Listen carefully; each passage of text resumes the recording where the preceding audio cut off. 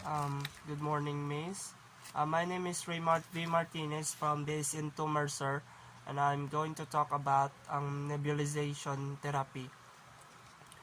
Definition: nebulizer. A nebulizer is attached to a flow of air or oxygen, converts a solution of a drug into an aerosol for therapeutic inhalation.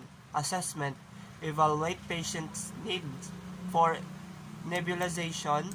Number 2, evaluate arterial blood gases, sputum cultures, and chest x-ray. Number 3, review the physician nebulization order for length of treatment and medication to be used. Number 4, assess the patient lung sound before and each treatment. Number 5, observe consistency, amount, and color of expectorate sputum. Number 6, assess the need for additional physiotherapy to improve respiratory function. Number 7, assess pulse and respiratory rate to establish baseline data. Number Objectives of nebulization is to deliver aerosol medication to promote better ventilation and perfusion ratio by increasing bronchodilation and alveolar ventilation. Number 3, to prevent treat atelectasis.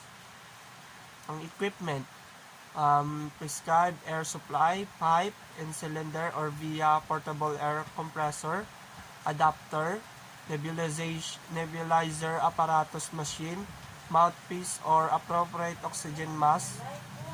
Number prescribed medication and a sputum cup. Special consideration: the medication as well as its administration by air or oxygen is prescribed by a medical practitioner.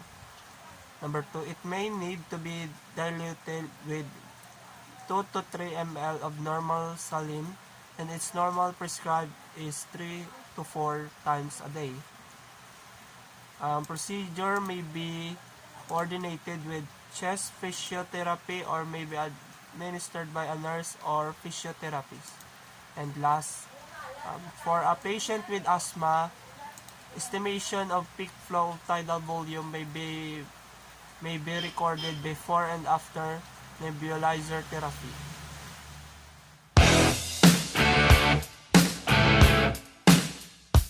Gather equipment.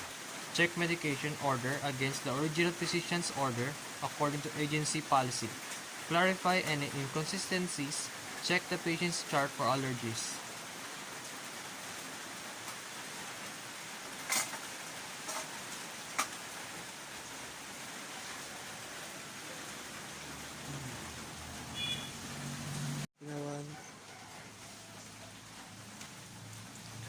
Know the actions, special nursing considerations, and safe dosage ranges.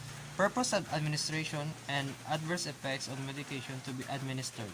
Consider the appropriateness of the medication for this patient. Perform hand hygiene.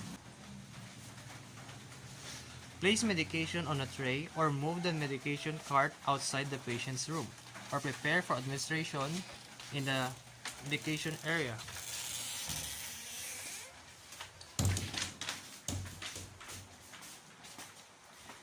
Transport medication to the patient's bedside carefully and keep the medication in sight at all times. Identify the patient by checking the name and identification of the patient and identification band, or ask the patient to state his or her name. Sir, are you James Abendan? Yes, nurse.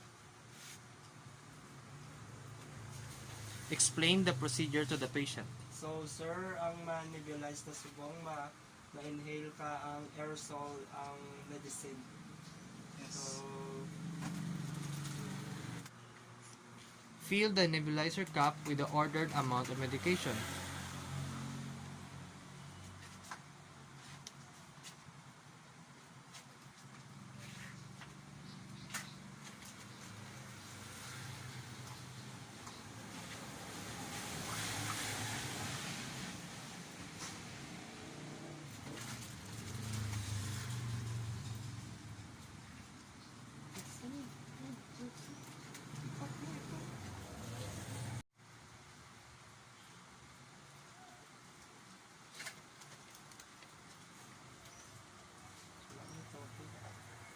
Turn on the air compressor. Observe the fine spray from the nebulizer.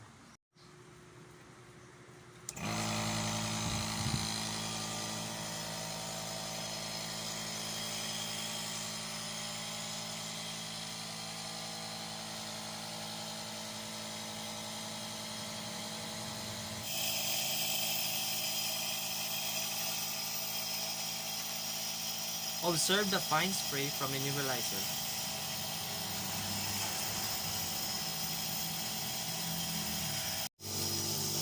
Encourage the patient or breathe the nebulized vapor through the mouthpiece, as may be used if a patient has difficulty with the mouthpiece.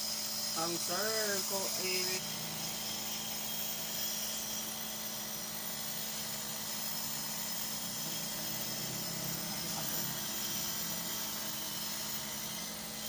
Remain with the patient until all the solution has been nebulized. Instruct the client to continue the treatment until he or she can no longer see a mist of exhalation. Encourage the patient to expectorate. Sir, obo-obo lang na, sir. Ensure that the patient is left feeling as comfortable as possible. Okay man, sir.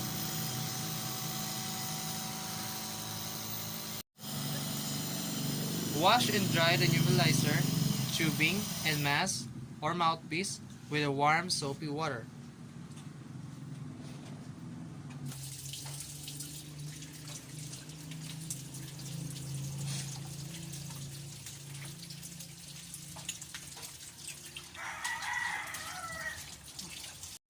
Retain the equipment in a polythene bag